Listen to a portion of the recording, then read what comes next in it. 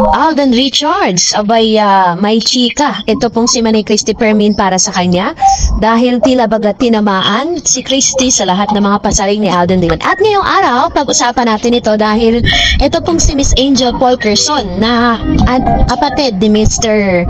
Alden Richards ay finlex ang isa sa pinakamahal na regalo sa kanya ng kanyang kuya. Kaya naman very thankful siya dito po sa kanyang kuya na si Alden.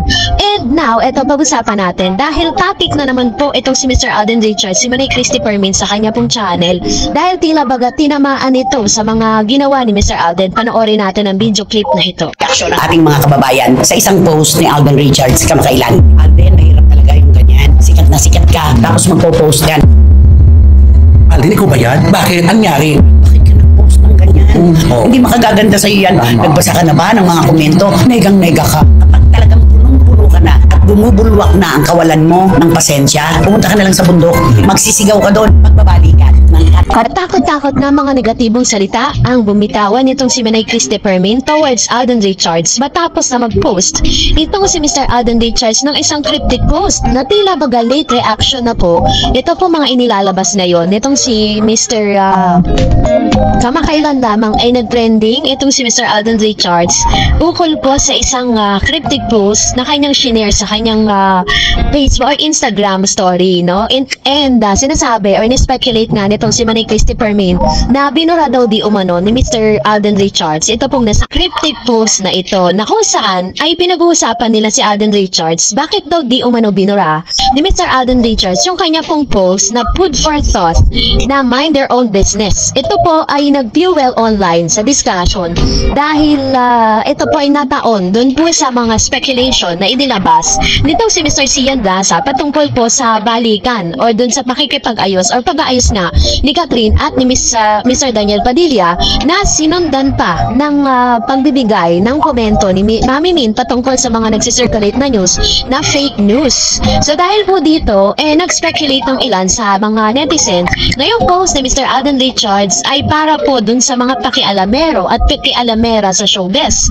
Dahil alam po natin na talaga namang sobrang dami pong nakikialam at nangihimasok dito po sa relasyon, no? Dito po sa na itatagong relasyon nitong si Mr. Alden Richards at si Miss Manay Christy Permin. Dahil dito, mani po ito ng iba't ibang reaksyon mula sa netizen. Sinasabi ni Manay Christy Permin kasi si Christy po, wala po talagang mga social media yan. Hindi niya po alam kung ano po nangyayari sa mga, kung ano po yung settings ng Instagram. Ang Instagram po is, pag nag-story ka dyan, tumatagal lang siya ng 24 hours. So pagkatapos ng 24 hours, nabubura na po talaga yon. So speculation po kasi nitong si Manay Christy Permin, meron daw pong parang kumastigo kay Mr. Alden Richards kaya agarang binura. Sinasabi ni Manay Christy Permin na naging nega daw ang dating ni Mr. Alden Richards na ang sabi naman ng ilang mga netizen na tila baga tinamaan at nasa pool.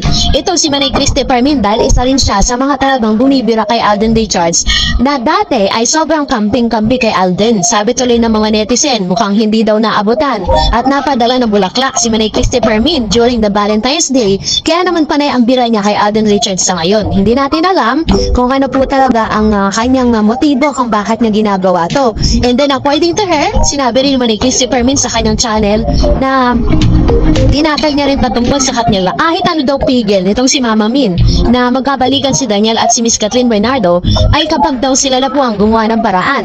Ay nako, talagang mangyayari daw yun ang kanyang pinapakalat ngayon. Kaya naman talagang masasabi natin nasa pool siya dun sa sinabi ni Mr. Alden Richards dahil isa rin siya sa mga pakialamera na talaga namang naglalabas ng ilang mga news na hindi naman talaga sigurado.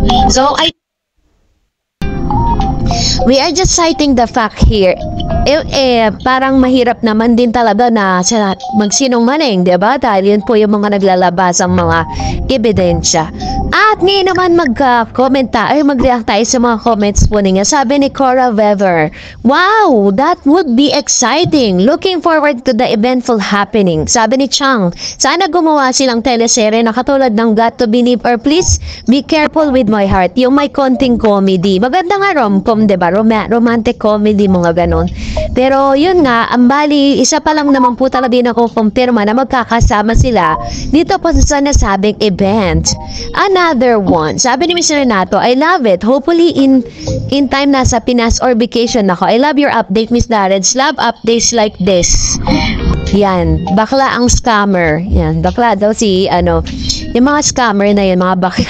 Sabi ni Miss Marilu Santos, "Hi, Miss Dar Eds. Yes, the wait is over. Panatag, kampante for Alden and Catherine. Thank you, Miss Dar, for your latest updates for Katden. God bless po." Thank you, Miss Marilu, sa inyo pong komento. And antayin mo natin ilan sa mga BTS, yung mga behind the scene videos and photos. Kasi napaka-imposibleng wala yan, hindi lalabas yung mga yan dahil nilabas na po ng GMA na magkasama po sila sa isang event. Sabi ni Miss Rexa lagi, mulan bumagyo kat din lang. The best is yet to come. Thank you, Miss Dar. God bless sa lahat. Kahit bashers man yan.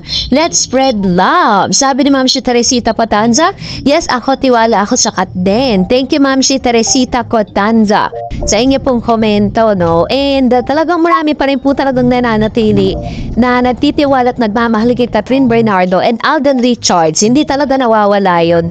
Kaya naman na team panatag lang tayong lahat. Another one, sabi niya, sabi ni Miss Luling Floresca, sana marilis yan, runaway modeling nila either sa YouTube or Netflix. Sana andyan din kami to watch. Thank you very much, Miss Darrets, sa updates of our lovely couple. #Kat Alden. Ayan. Thank you, Ma'am Shisuling Floresca. Yan, si Ma'am Shisuling po, if I'm not mistaken, isa po yan sa mga senior citizen na talagang nanonood at nag-aabang sa mga updates natin. At the same time, hindi niya po pinapalagpas yung mga palabas or proyekto ni Mr. Alden and Catherine. Sabi ni Ma'am si Will Malagasca, wow, talagang ang pogi ng idol ko, grabe. Kahit sino ma-inlove sobra kasi kahit ako senior, napugian ako ng sobra ni Miss Kat. Baka I love you both, Kat din. Ay nako, naniniwala ako sa sinasabi ni Alden na what you see is what you get. Katden forever. Yan. Thank you, Ma'am si Will Malagasca, sa inyo pong komento at sa inyo pong sa inyo pong palaging pag-abang sa mga updates po natin.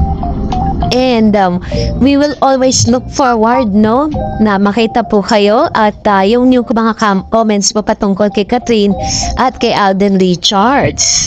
And another one, sabi po ni Miss Monaimi Bantawi, yes, makikita namin kayo magkasama, Katden. Panatag talaga kami.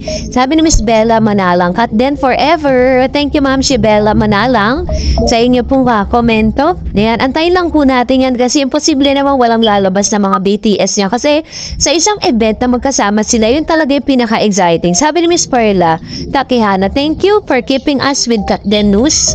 May not making comments, I'm always watching your vlog and liking it. Nakita lang magkasama ang mga idol, masaya na ako. Thank you, Ma'am si Perla Takihana, sa inyo pong komento at sa palagi mga silent supporters po natin yan sa ating pong channel.